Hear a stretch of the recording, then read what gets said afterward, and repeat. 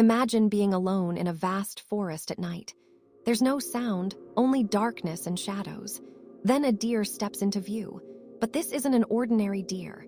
Between its antlers, a glowing cross shines. The creature locks eyes with you and doesn't flee. In that moment, what would you do?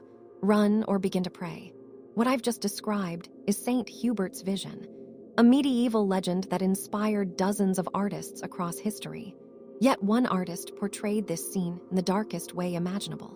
Franz von Stuck was the only one who could capture that haunting feeling, like a dream you don't fully understand, yet one that stays with you for the rest of your life.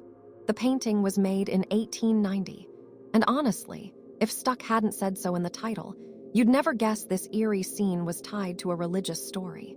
Before he became a saint, they say Hubert was simply a man obsessed with hunting, not as a pastime, but as his life's devotion.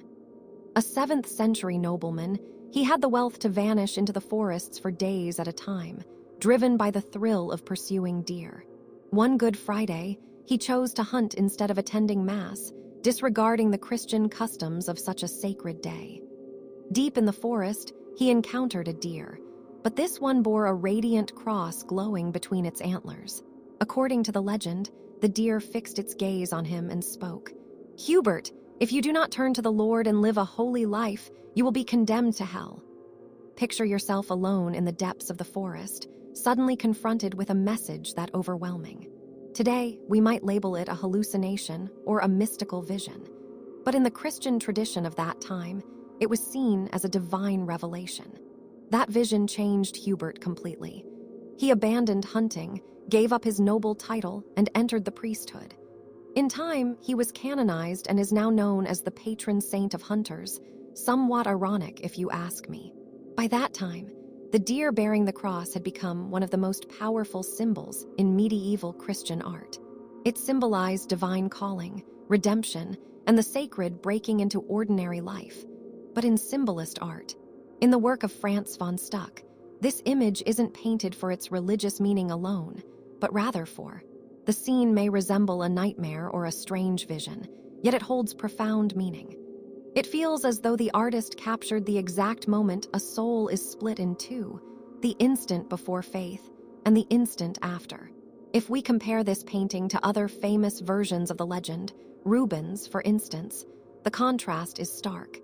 In Rubens' works, the scene is more narrative. Saint Hubert is shown kneeling before the deer. The deer bears a tiny cross between its antlers, barely noticeable, serving more as a symbol than a focal point. Franz von Stuck, by contrast, strips away all decorative elements. The background is so dark that, depending on the lighting, the forest is barely discernible. All secondary details vanish, leaving the cross enormous and glowing, as if it were the sole visual anchor in the entire composition. What gives this painting its power is that the artist puts us in the hunter's place. We don't see Saint Hubert from behind or the side. Here, it's you facing the apparition. The question I posed at the start of the video isn't just mine.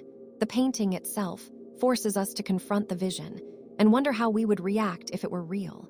Let's keep in mind that Franz von Stuck was no ordinary painter. He wasn't trying to reproduce reality as it looked.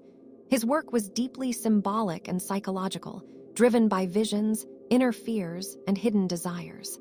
When he created the Vision of Saint Hubert in 1890, he was fully engaged in a movement that aimed for precisely that, German symbolism.